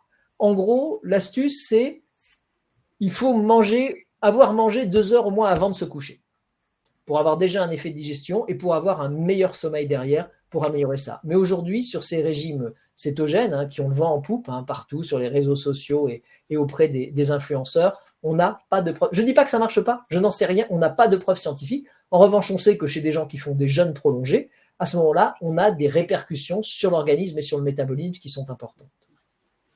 Alors, je vais te poser une dernière question sur un sujet que tu as abordé précédemment, c'est la question des écrans. Donc, tu nous as expliqué qu'il fallait absolument éviter d'être passif devant un écran. Donc, on a 2 questions. Est-ce que la surexposition aux écrans, et en particulier chez les enfants, pourrait être problématique et éventuellement entraîner la maladie? Et est-ce que lire sur un écran, c'est aussi efficace que de lire un vrai livre? Alors, première question, chez les enfants, pas d'écran avant l'âge de 12 ans. Pourquoi? Parce que le cerveau est en plein développement et le fait d'avoir cette fascination pour les écrans, cette concentration, cette hypnotisation de l'enfant par l'écran est aujourd'hui, on pense, délétère pour le cerveau. On a par exemple l'exemple des Suédois qui ont passé toutes les écoles à partir du primaire en supprimant les livres. On s'aperçoit qu'ils commencent à avoir des résultats qui sont bien moins bons au niveau des performances scolaires. Maintenant, savoir si ça entraîne une maladie d'Alzheimer, on ne peut pas le dire. Pourquoi? Parce que les écrans, c'est assez récent, les enfants, c'est tout petit, et développer une maladie d'Alzheimer, il faut 50 à 60 ans. Donc, on le saura peut-être dans 70 ans, mais pour l'instant, on ne sait pas. Ce que l'on sait, c'est que ça crée, chez certains enfants, trop d'écrans crée des troubles du comportement, de l'agitation, des troubles obsessionnels compulsifs et tout un tas d'éléments. Donc, on est en pleine phase de développement. C'est comme pour le foot en Écosse, où ils ne veulent plus que dans les clubs de foot, les enfants jouent avec la tête. Justement, il faut protéger au maximum. Après 65 ans, on va le voir dans quelques instants, la surexposition aux écrans, c'est pas mauvais, ça stimule énormément le cerveau. On n'est plus à une phase où on doit développer ses neurones. Là, on a une phase où il faut stimuler ses neurones de manière active. Maintenant, lecture sur livre, lecture sur tablette. C'est une question de goût. Alors, généralement, la lecture sur tablette, il existe aujourd'hui des tablettes avec aspect papier, c'est-à-dire qui ne réfléchissent pas, qui ne renvoient pas trop de rayons lumineux. Il vaut mieux prendre ce genre d'outil pour lire. Après, il y a des gens qui aiment bien toucher le papier, avoir l'odeur d'un livre. Ça, c'est une question de goût, mais le type de lecture reste quand même à peu près équivalent, que ce soit sur une tablette dédiée à la lecture ou alors avec un livre papier. L'important, c'est de lire. Merci Philippe, je te laisse terminer ta présentation. Merci. Donc, on va voir maintenant le dernier élément et qui, à mon avis, est un des plus importants. Si l'homme s'est développé, c'est qu'il a appris à vivre en société. Si notre cerveau s'est développé, c'est parce que justement, on a appris à vivre en société. Et alors, je ne sais pas pourquoi ça ne passe pas. Voilà. Et donc, l'élément très important pour stimuler son cerveau, et la plupart des études le trouvent avec un bénéfice bien supérieur parfois à certaines actions, c'est notre humeur et notre vie en société. C'est ce qui nous permet de stimuler au mieux notre cerveau, la relation avec les autres. Alors notre humeur, tout d'abord, premier élément, les optimistes font 40 à 50% de maladies d'Alzheimer en moins que les pessimistes, et ils les développent, s'ils doivent les développer, beaucoup plus tard. Alors vous allez me dire, oui, on est optimiste par nature ou pessimiste. Voilà, on dit toujours que je suis un pessimiste parce que je vois des problèmes partout. Je suis un optimiste parce que je suis toujours au gai et de bonne humeur. Tout ça se travaille. On n'est pas par nature optimiste ou pessimiste. On peut apprendre, lorsqu'on est pessimiste, à devenir optimiste. Bon, l'inverse, c'est beaucoup moins intéressant. Alors, je vais juste prendre un exemple. Alors, j'ai l'habitude d'appeler dans la prévention ce qu'on appelle les rituels. La prévention, c'est quelque chose qui doit se faire un petit peu tous les jours. C'est pas quelque chose, si on prend par exemple la prévention de la surcharge pondérale, la prévention, c'est pas à la veille du passage sur les plages, un mois avant, commencer à faire un régime. Il vaut mieux perdre un tout petit peu de poids un peu tous les jours et tous les mois pendant toute l'année que de le faire à un moment. C'est ce qu'on appelle les régimes yo-yo. Donc c'est la même chose pour toutes les préventions, il faut des rituels, des petites habitudes quotidiennes. Premier exemple, pour commencer à devenir optimiste, arrêtez de ressasser le passé. Hein, la délectation morose, vous dites ce que vous avez regretté d'avoir fait, les remords de ce que vous n'avez pas fait. Vivez au présent, peu importe le passé, de toute façon, c'est fait, on n'y changera rien. Donc, évitez de ressasser le passé. Premier élément de l'optimisme. Deuxième élément, regardez et acceptez les autres pour ceux qu'ils sont. Ne les comparez pas à vous-même, ni en positif, ni en négatif. Tiens, il est mieux que moi, ce serait mieux si j'étais comme ça. Tiens, il a un physique mieux. Tiens, il a plus d'humour, etc. Non, non. Vous les prenez pour ce qu'ils sont et vous prenez pour ce que vous êtes, surtout. C'est ça qui est important. Vous avez forcément des qualités qui vous sont propres, mais qui ne sont pas nécessairement celles qu'ont votre voisin. Troisième élément, et alors là, c'est quelque chose qui marche extrêmement bien, c'est de sourire. Je vais prendre un exemple. Lorsque vous téléphonez, si vous téléphonez à quelqu'un qui ne vous voit pas, je ne parle pas d'une visioconférence ou d'un webinar, si vous téléphonez à quelqu'un, modèle téléphone classique, vous ne servez pas de l'écran, vous servez juste du téléphone, si vous souriez, vous verrez que le comportement en face de votre interlocuteur est toujours mieux. Si par exemple vous avez appelé les impôts ou quelqu'un ou un problème sur un de vos produits, si vous appelez le réparateur en souriant, vous verrez qu'il sera toujours plus disponible que si vous l'appelez sèchement en lui demandant c'est un scandale, votre produit ne marche pas. Donc souriez toujours au téléphone. Si vous ne savez pas pourquoi, les autres vont s'en apercevoir dans tous les cas, ça va améliorer votre contact. Et ça, ce travail, il faut mobiliser les muscles du visage pour afficher la mimique du sourire. Je ne vous dis pas d'être heureux au moment où vous téléphonez à votre plombier, mais réellement d'afficher la mimique du sourire. Le fait de faire le geste va entraîner l'amélioration de la perception. Donc le simple fait va vous mettre dans cet état d'esprit qui est associé au sourire. Essayez, là, vraiment je vous conseille ça, si vous avez un truc à retenir ce soir, vous essayez ça, vous allez voir, ça marche, c'est incroyable. Dernier point, il faut être toujours positif. Il faut dire merci. Il faut exprimer votre gratitude chaque fois que vous le pouvez. Alors pourquoi ? Parce que non seulement c'est sympa pour la personne que vous félicitez, qui vous êtes gratté, mais en plus, le fait de voir la personne positivement influencée par votre marque, ça vous rend heureux aussi.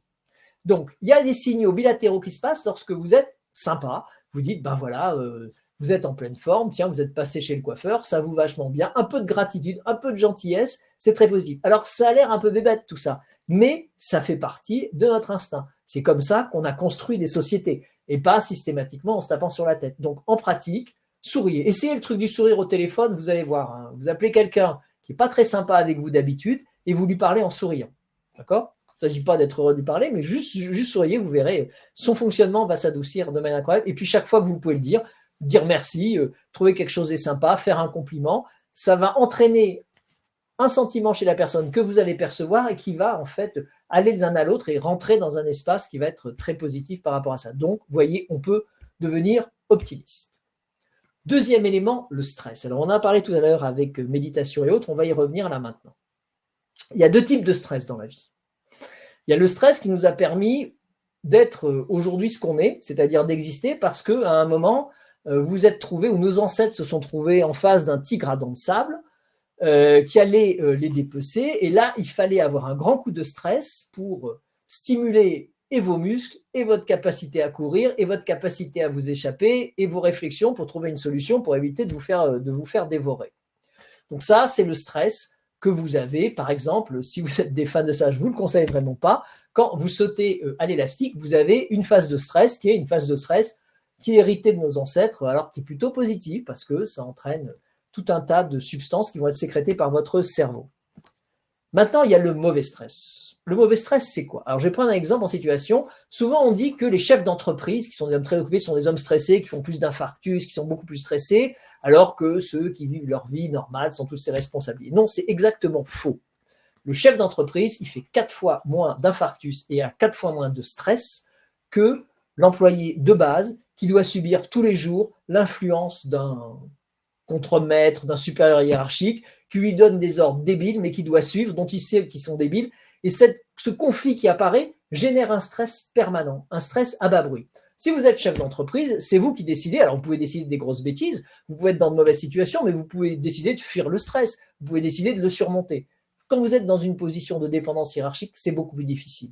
Et c'est ce stress-là qui est générateur de risques et cardiovasculaires et qui semble aussi de risques de dépression et y compris potentiellement de troubles des fonctions intellectuelles. Alors, très difficile à prendre en compte parce que c'est quelque chose qui vous suit toute la journée. Tous les matins, quand vous allez retourner au boulot, vous allez retrouver votre supérieur hiérarchique qui est un vrai débile mental, qui vous donne des ordres sans sens et vous êtes obligé de les accepter, sinon vous pouvez vous faire virer. Donc l'important, c'est de prendre du recul par rapport à ça. Prendre du recul par rapport à ça, c'est facile à dire, mais on peut s'aider en particulier avec de la relaxation. On peut s'aider avec de la méditation. La méditation, c'est de prendre du recul sur soi-même, de revenir dans l'instant réel, dans l'instant présent, pardon.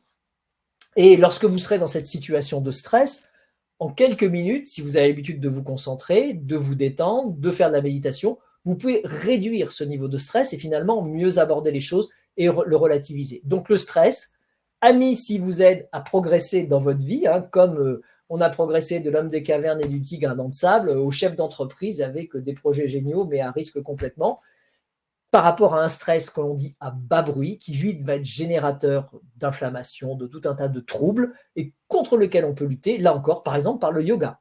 Le yoga est un très bon outil de lutte contre le stress. La relaxation, sous toutes ses formes. La méditation, en pleine conscience. Ce sont des éléments qui vont vous aider dans ce contexte-là. On a une collègue là, qui fait partie de notre comité, notre conseil scientifique à la Fondation, qui s'appelle Gaëlle Chetla, qui a monté justement une grande étude européenne où elle examine le cerveau de grands méditants, comme le moine Rével, comme d'autres, qui ont l'habitude de méditer. On s'aperçoit s'il y a des différences, et pour savoir, ils apprennent à méditer à des personnes qui ont des troubles de stress, et ils regardent si ça améliore leur fonctionnement cognitif. Donc, c'est vraiment quelque chose d'utile pour répondre à la question qui avait été posée initialement.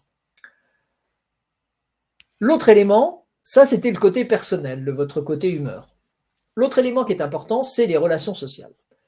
Il faut absolument entretenir des relations sociales de qualité pour stimuler nos performances cognitives. La solitude, le refermement sur soi, le fait de ne pas sortir, de ne pas aller vers les autres, est un facteur qui est associé à une augmentation de risque de maladie d'Alzheimer et également à un début plus précoce de ces maladies si elles doivent survenir. Première relation sociale, en particulier dans nos sociétés humaines, c'est le couple. Alors, le couple, quelle que soit la nature du couple, quel que soit ce que vous faites dans le couple, vous n'êtes pas obligé de vous aimer comme des fous, vous pouvez vivre ensemble, vous pouvez vous engueuler, mais c'est le fait de réagir à deux en permanence, 24 heures sur 24, la colocation, pourquoi pas, on fait beaucoup maintenant, colocation, personnes âgées, plus jeunes, c'est cette relation qui est importante, la relation de couple que généralement est à peu près toute la journée ou une grande partie de la journée. À côté de ça, vous avez bien sûr votre réseau d'amis, c'est toujours bon d'avoir des amis, même quelques-uns. Ça a l'air là encore banal, ce que je vous disais sur l'optimisme, mais ce sont des outils qui font que ceux qui ont des réseaux d'amis importants ont un risque de maladie d'Alzheimer plus faible. Avoir des amis, sortir, les voir, même juste comme ça pour être avec eux, sans rien faire, stimule votre relation. Et il y a eu un grand destructeur de cette relation qu'on a subi au cours des 3 dernières années, qui est le Covid. Le Covid avec l'isolement. Alors, c'était bien sûr pour protéger les gens d'une contamination avec des formes graves. Les personnes dans les EHPAD en ont beaucoup souffert. Les petits-enfants à l'école en ont beaucoup souffert. Beaucoup de gens ont souffert de cet isolement. Ça a entraîné des conséquences. Donc, vous voyez, là, on a une preuve expérimentale de l'importance de nos relations sociales et de la rupture de ces relations sociales. Développer son tissu d'amis est un élément absolument essentiel. Là encore, le réseau d'amis, ça ne se fait pas tout seul, c'est comme pour l'optimisme, ça se travaille. Même si vous êtes un peu ronfrogné, que vous ne rencontrez pas les gens, que ça vous énerve, etc., vous en avez besoin, alors faites un petit peu d'effort. Première chose à faire, c'est avoir une image positive de soi-même. On va toujours vers les gens qui semblent être heureux dans leur peau. Il n'y a pas de raison, vous pouvez avoir une image positive, vous avez forcément au moins une qualité quelque part que quelqu'un n'a pas, et développez-la, mettez-la en avant. Deuxième chose, il faut sortir. Si vous restez à la maison en regardant la télé, la TNT, ça ne va pas être simple pour vous faire des amis. Donc, il faut sortir, trouver des occasions de sortir, aller faire vos courses, discuter avec les gens, discuter avec la caissière, discuter avec tous les gens que vous rencontrerez régulièrement quand vous prenez votre transport. L'exemple type, c'est les transports. Si vous prenez les transports en commun, les gens, ils sont à côté les uns des autres et ils font la tronche, quoi. Tout le long, personne parle à laquelle. Il y en a un qui parle, alors il y en a qui sont sympas, ça dépend. Regardez, essayez d'entamer une discussion, vous allez voir, vous allez vous faire plein d'amis dans le métro ou dans les transports en commun, plus simplement. Alors, c'est toujours la même chose. Il faut casser la glace à un moment. On est tous timides et il faut se dire que c'est jamais l'autre qui la cassera, donc ce sera forcément vous. Donc, il faut que ce soit vous qui rompez la glace et entrez en contact. Qu'est-ce que vous risquez? De vous prendre un râteau? Bon, pourquoi pas. Mais il faut le faire plusieurs fois. Finalement, vous allez voir ça marche en souriant et vous allez gagner presque à tous les coups. Et puis, on ne se fait pas des amis du jour au lendemain. Il ne faut pas de sortir un soir, de rencontrer deux personnes pour avoir des amis en terme. Il faut être patient, persévérant, ça s'entretient. Hein, c'est comme les fleurs dans les jardins. Il faut en prendre soin pour avoir un bon réseau d'amis. Et c'est très important. Toutes ces actions-là vont stimuler de manière très active votre cerveau. Alors là, je vais entamer un sujet qui a été très discuté, qui est très discuté en particulier en France. Hein. Vous savez ce qui s'est passé en janvier 2023. Vous savez qu'on est sous le coup d'une réforme. C'est la retraite. Si vous regardez la retraite, ce que c'est objectivement, c'est qu'un beau jour, vous vous dites, voilà, je passe à peu près 7h35 en moyenne au travail tous les jours, 5 jours sur 7. Je rencontre des gens avec qui je m'entends, avec qui je ne m'entends pas. J'ai des relations, on m'appelle au téléphone, on m'écrit des emails, je suis inondé d'emails. Et puis vous dites, vivement que ça s'arrête tout ça. Mais qu'est-ce que ça veut dire que ça s'arrête? C'est le travail, c'est la charge, mais ce qui va s'arrêter aussi, c'est toutes les relations sociales que vous avez. Alors généralement, pour votre retraite, on vous fait une petite fête, parce que tout le monde est content de vous voir partir, hein, ça c'est pas très sympa. Et puis, le lendemain matin de votre petite fête, hein, vous avez votre petit vélo, vous avez le petit cadeau qu'on vous a fait pour vous occuper pendant votre retraite, avec les meilleurs conseils, et vous vous retrouvez tout seul, vous n'avez plus de rythme, vous n'êtes plus obligé de vous lever de bonne heure, ok, mais à la longue, ça avait quand même un certain intérêt pour votre stimulation d'une manière générale. Et là, cette retraite est une rupture dans les relations sociales. Alors, je ne parle pas de la pénibilité au travail ou d'autres choses, ça c'est un autre problème. Il est évident que certains travaux usent les gens. Mais d'une manière générale, dans une France désindustrialisée comme on la connaît, alors on espère qu'elle va se réindustrialiser, dans une France désindustrialisée, c'est essentiellement du tertiaire que l'on a. Donc, des souffrances au travail qui sont plus psychologiques qu'autre chose, mais qui créent ce lien, qui stimulent le cerveau. Là, c'est une étude, c'est juste pour vous montrer que même en France, on fait des études là-dessus, même si ce n'est pas très médiatisé. Le RSI, le régime social des indépendants, qui est disparu, hein, qui est maintenant rentré, pour ceux qui connaissent ça, dans la sécurité sociale générale, dans les URSSAF, ça, c'est l'âge de distribution de départ à la retraite de 429 803 hommes et femmes du régime social des indépendants. Vous voyez qu'il y a deux pics de départ en retraite, 60 ans, ce qui est assez logique, hein, et 65 ans. Donc, ce qu'on a regardé, c'est dans cette population, quel est le risque de faire une maladie d'Alzheimer, puisqu'on peut les suivre un certain temps. Et on s'aperçoit que chaque fois que vous partez une année plus tard en retraite, si vous partez à 61 ans par rapport à 60 ans, vous diminuez votre risque de 3,2% par an. À l'inverse, celui qui part à 64 ans, il va avoir un risque un peu plus élevé de 3,2%. Donc vous voyez que si vous partez à 55 ans contre 65 ans, vous augmentez à 65 ans de près de 30% votre risque de faire une maladie d'Alzheimer.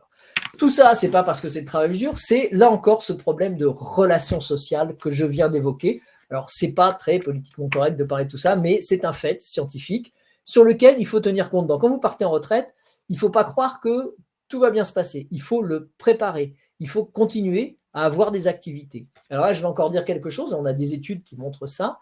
On se dit, bah oui, on va faire des activités bénévoles, on va aller dans des assos, etc. Oui, mais ce qui est le mieux pour se stimuler lorsque vous travaillez, même si c'est tout petit, c'est de recevoir un salaire pour donner de la valeur à ce que vous faites. Hein. C'est comme ça que fonctionne notre cerveau. Tout ce qui est gratuit n'a pas de valeur. D'accord ? Si par exemple, tout ce qui est gratuit sur Internet, c'est gratuit parce que le produit, c'est vous. Donc, vous n'avez pas à payer puisque vous êtes le produit pour la société qui vous intéresse là-dessus. Donc, en pratique, même un tout petit salaire, un dédommagement, fait en sorte que vous bénéficiez plus de ces relations sociales que vous trouvez après la retraite. Donc, pensez-y. Alors, c'est pas, je répète encore, pas politiquement correct, mais c'est malheureusement la réalité humaine et scientifique. Alors là, c'est le dernier point sur un lien dans les différents pays entre les performances intellectuelles et le pourcentage d'emploi entre 50 et 54 ans et 60 et 64 ans. Vous voyez que il y a certains pays dans lesquels ce taux d'emploi entre 64 et 50 est de l'ordre de moins de 10% et d'autres dans lesquels il est de moins de 90%. Et vous voyez bien que tout en haut de l'échelle, vous avez les pays dans lesquels il n'y a pas de limite d'âge à la retraite, la Suisse, la Suède, les États-Unis, le Danemark, et que tout en bas, ici, avec cette perte des fonctions intellectuelles, vous avez la France. Bon, voilà, c'est pour terminer là-dessus. Maintenant, dernier point, les nouvelles technologies. On a parlé tout à l'heure des écrans pour les enfants, non, pas avant 12 ans. Hein. J'insiste là-dessus, c'est vraiment important. Très difficile à faire, hein, vu la pression sociale qu'il y a autour de ça, mais il faut le faire. Ça a 3 choses d'intérêt. Les vertus, les nouvelles technologies, après 60 ans, ça vous stimule le cerveau, c'est de la stimulation cognitive. Ça vous nécessite un effort intellectuel. Hein. Vous avez un petit appareil comme ça, alors quand vous avez 12 ans ou 13 ans, vous manipulez ça comme si vous étiez né avec. Quand vous en avez 65, c'est un peu plus compliqué, etc. Mais ça vous oblige à faire un effort intellectuel. Et enfin, là encore, ça développe votre réseau social. On va voir comment. Les jeux vidéo. Alors, il y a des chercheurs qui se sont demandé si on entraîne des gens de 60-65 ans à faire des jeux vidéo régulièrement, tous les jours un petit peu, qu'est-ce qui se passe? On s'aperçoit que ça améliore leur capacité de réflexion, ça améliore leur temps de réactivité et ça améliore leur fluence verbale, c'est-à-dire la capacité à parler et à parler vite. Le jeu, il est très simple. C'est paru dans une étude très sérieuse dans la revue Nature, une grande revue de recherche biomédicale. Dans cette étude, ils ont créé un jeu dans lequel vous avez une petite voiture, la petite voiture en gris, que vous devez maintenir sur une route qui se tortille, donc vous devez la maintenir au milieu de la route, et de temps en temps, vous avez des petits distracteurs, là, le petit point vert qui apparaît, le petit point jaune, etc. Et vous devez appuyer en même temps. Donc faire 2 tâches en même temps, les maîtriser de manière rapide, on s'aperçoit que ça permet de stimuler les fonctions cognitives. Le bénéfice se fait en 4 à 6 mois. Et ce qui est très intéressant, c'est que quand vous arrêtez de jouer, le bénéfice persiste encore 5 à 6 mois. Donc, un bénéfice de jouer à ces petits jeux-là. Vous pouvez aller télécharger, ça s'appelle NeuroRacer, hein, vous le trouvez sur Internet, il y a en accès libre, mais, je vais vous en recommander un autre, alors j'ai aucun intérêt là-dedans, qui ressemble à ça. Vous avez une petite voiture et vous avez un petit plombier qui conduit la petite voiture et qui attrape des bananes et puis des petites étoiles. Ça s'appelle Mario Kart, hein, pour ceux qui connaissent. Alors, ce que j'aime bien dans le jeu vidéo, comme ça, c'est que Mario Kart, ça, les enfants le connaissent très bien, les 14 ans jouent avec, tout le monde joue avec. Quand vous n'avez jamais fait de jeu vidéo, celui qui va vous initier à ça, c'est votre petit-fils ou votre petite-fille, par exemple, ou des petits-enfants autour. C'est intéressant parce que ça vous stimule et en plus, ça vous crée un nouveau lien social et ça vous rapproche de jeunes générations. Tout ça est excellent pour le cerveau. Et pour la petite histoire, j'ai une de mes collègues au Canada qui a monté une étude dans laquelle elle a randomisé, elle a tiré au sort des gens à qui elle apprend à jouer à Mario Kart et d'autres à qui elle n'apprend pas. Et elle va regarder d'ici 5 ans, voir si ça diminue le risque de faire une maladie d'Alzheimer. Rendez-vous dans 5 ans. Les smartphones, très très bien aussi, c'est vrai. Mais j'ai quand même 3 conseils à vous donner. Avec l'usage des smartphones. Premier point, quand vous avez le choix entre une relation physique avec vos amis et une relation virtuelle, choisissez toujours la relation physique. Hein. C'est le fait de retrouver ses amis, c'est important. Il ne faut pas vous laisser dominer par vos outils numériques, c'est-à-dire il ne faut pas qu'ils vous prennent la vie et que vous gardiez le contrôle. Il suffit de le débrancher, il suffit de le traindre. Facile à dire, mais pas toujours facile à faire. Et ensuite, le truc à faire, et ça entraîne des troubles de l'attention. On évoquait les problèmes de mémoire de travail, de mémoire immédiate. C'est les notifications des applications et des réseaux sociaux. Ça bombarde en permanence et vous êtes attiré par ça. Et vous discutez, et au milieu d'une relation, la relation va se couper pendant quelques instants. Vous allez regarder votre notification, qui est généralement juste une grosse pub la plupart du temps, et ça va réduire votre capacité d'attention et vous allez avoir des troubles de la mémoire de travail. Donc, quand vous avez des troubles de la mémoire de travail, première chose, coupez les notifications de votre téléphone et ne répondez pas systématiquement comme si c'était une urgence vitale. Avant, on n'avait pas d'urgence vitale, maintenant, on n'en a pas plus, mais on a des smartphones. Donc, oui, les smartphones, mais avec un usage régulier. Autre exemple que je vous donne de stimulation, c'est les jeux de société. Vous savez ce qu'on appelle les jeux de plateau. Il y en a tout un tas et c'est très intéressant. Pourquoi? Parce que vous allez organiser des jeux. Alors, ça peut être le bridge, ça peut être les petits chevaux, ça peut être ce que vous voulez. Ça peut être des jeux qui sont tout à fait nouveaux, il existe depuis un temps, Dixit Profiler dans leur conception, qui stimulent votre cerveau de différentes manières. Donc, n'hésitez pas. Vous expliquez bien les règles du jeu à vos partenaires. Donc, ça suppose qu'il y en a un. C'est toujours la même chose. C'est comme pour Brice Lagas qui doit lire le petit bouquin pour expliquer les règles aux autres et s'entraîner. Faites 1 ou 2 tours à blanc et vous allez voir, c'est une très bonne stimulation cérébrale. Ça crée des micro-sociétés. Vous avez des affects. Il y a les mauvais joueurs, il y a ceux qui ne veulent pas perdre. Enfin, voilà, il y a tout ce monde-là qui se crée. Pendant 1 ou 2 heures, vous avez une stimulation importante de votre cerveau et vous entretenez votre réseau d'amis. Ça amuse toujours ces anciens jeux. Et je vous dis, le bridge est quelque chose qui stimule énormément la fonction cognitive et la relation sociale, ce qui n'est pas la moindre des choses. Pour tout ce que je vous ai raconté aujourd'hui, il n'y a pas d'âge pour le faire. Vous pouvez commencer aujourd'hui parce que dans tous les cas, au mieux, ça vous améliorera votre fonction intellectuelle quotidienne. Il va falloir au moins, pour avoir un impact sur la maladie d'Alzheimer, 10 à 20 ans d'entretien de cette manière.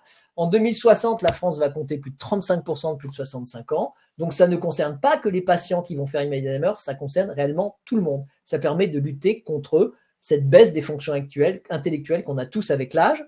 Quel que soit l'âge, même chez des gens qui présentent des troubles légers des fonctions cognitives, c'est utile.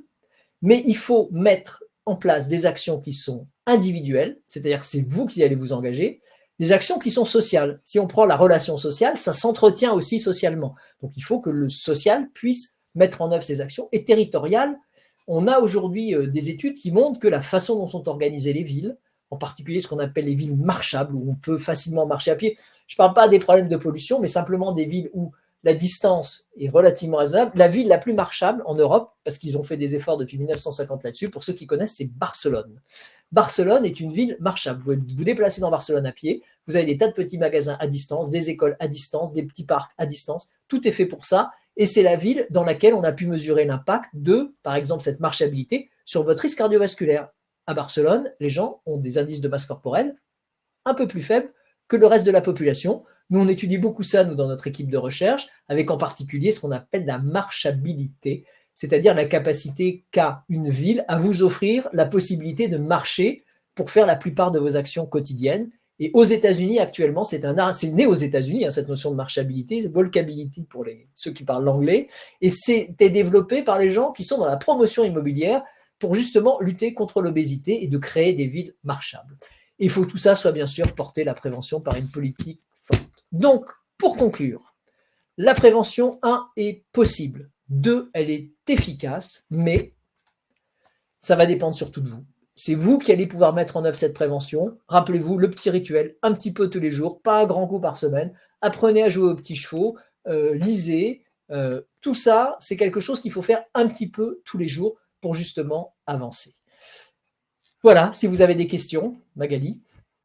Merci Philippe. On a là, grâce à toi ce soir, un échantillon de mesures, je pense, particulièrement simples à mettre en place, qui ne nécessitent pas forcément des moyens et qui, finalement, vont nous redonner le sourire. Donc, c'est très positif. On a plusieurs questions qui sont revenues sur le sujet de la maladie et en particulier, quelles sont les populations ou les ethnicités qui sont les plus à risque ou les plus représentées lorsqu'on considère la maladie? Alors, on n'a pas vu aujourd'hui de différence entre les populations. On a des différences entre les populations qui sont probablement associées à des rythmes de vie. La vitesse de croissance, contrairement aux maladies cardiovasculaires où il y a des différences entre les populations, n'est pas différente dans la maladie d'Alzheimer. En revanche, il y a 2 populations qui sont en train d'avoir des taux de maladie d'Alzheimer plus importants. C'est la Chine et c'est l'Amérique du Sud. Alors, on s'est posé la question de savoir pourquoi eux évoluaient plus vite alors que la plupart des pays, on va dire, extrêmement riches avec les évolutions des niveaux de vie ont tendance à diminuer leur risque. Ils augmentent parce qu'ils sont dans ce qu'on appelle une transition démographique. C'est-à-dire qu'ils passent d'un pays qui était développé en voie de développement à un pays qui se développe de manière très, très active et très rapide, c'est la Chine. Et donc finalement, on assiste en Chine à une augmentation du risque cardiovasculaire qui explique probablement cette augmentation, en particulier le poids, la taille, l'alimentation. Ils sont en train de s'américaniser à la junk food et autres. Même chose en Amérique du Sud, où en particulier, là, c'est tout le régime alimentaire qui semble être en cause. Mais il n'y a pas vraiment de différence entre les populations. Il n'y a pas les mêmes causes partout, mais la fréquence de la maladie semble être à peu près équivalente partout dans la planète. Alors, les 2 dernières questions. Premièrement, qu'est-ce que tu penses du télétravail? Est-ce que c'est potentiellement un facteur aggravant? Parce que tu nous as parlé de la retraite, donc qu'en est-il du télétravail? Et puis une question très importante qui pourrait clôturer le débat, c'est selon toi, quelle est la place du psychologue dans la prévention et l'accompagnement des patients? Alors, le télétravail, il commence à y avoir des études qui montrent qu'il y a des ruptures du lien social, c'est évident, et qu'en particulier, il y a des baisses du fonctionnement cognitif et des troubles de l'humeur. Donc le télétravail, c'est très bien quand vous avez une épidémie qui frappe à votre porte, mais qu'il faut continuer à faire fonctionner l'économie. C'est beaucoup moins bien quand, entre guillemets, tout va bien et que vous pouvez sortir. Donc mon avis sur le télétravail, il faut que ce soit pas fréquent, pas nécessairement dure trop longtemps. Il faut au moins toujours des points de rencontre des gens qui travaillent entre eux. Alors ça peut être une réunion tous les jeudis, une réunion tous les mardis, peu importe, mais il faut qu'il y ait des points de contact. Sinon, trop longtemps sans rencontrer, sans avoir de lien, va poser un certain nombre de problèmes et les risques de, entre guillemets, désocialisation et de perte de réseau relationnel. D'autre part, dans la relation individuelle, là, comme quand on se regarde, comme vous regardez, il y a énormément d'informations. Si par exemple, on avait pu être tous ensemble dans une salle, d'autres informations, plus ou moins conscientes ou inconscientes, seraient passées dans mon discours qui ne passent pas au travers de la caméra et du micro. La deuxième question concernait… Alors en fait, c'est pas forcément facile de faire ça seul. Et donc une participante se demandait si quel était le rôle en fait ou la place qu'on pouvait laisser aux psychologues ou aux neuropsychologues pour nous accompagner dans la mise en place de mesures de prévention et plus globalement dans la maladie. C'est une bonne réflexion. Pour l'instant, ça n'a pas encore été discuté. Généralement, le psychologue ou le neuropsychologue intervient lorsque la maladie est apparue, lorsqu'on commence à avoir des soupçons de cette maladie.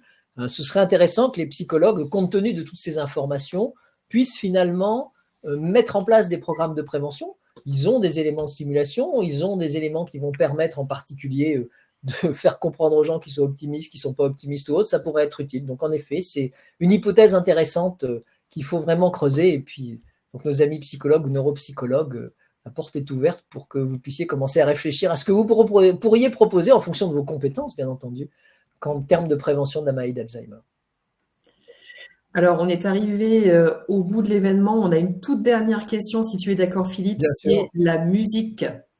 Est-ce que la musique est un facteur de prévention? Alors, de prévention, je ne sais pas, mais de stimulation cérébrale, certainement. Alors, ça n'a jamais été réellement testé, de la musique, mais il est évident que la musique fait appel à des fonctions intellectuelles qui sont différentes des autres, donc font encore travailler notre cerveau dans un autre sens.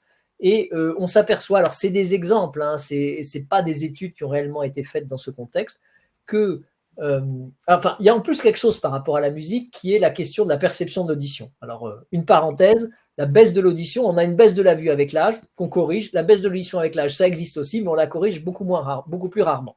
Donc la musique, ça permet d'entendre, il vaut mieux le faire en ayant une bonne perception musicale, une bonne perception auditive. Alors ce que l'on sait, c'est qu'en effet, il y a beaucoup d'apaisement chez les patients atteints de maladie d'Alzheimer lorsqu'ils entendent des musiques, surtout qu'ils ont connues.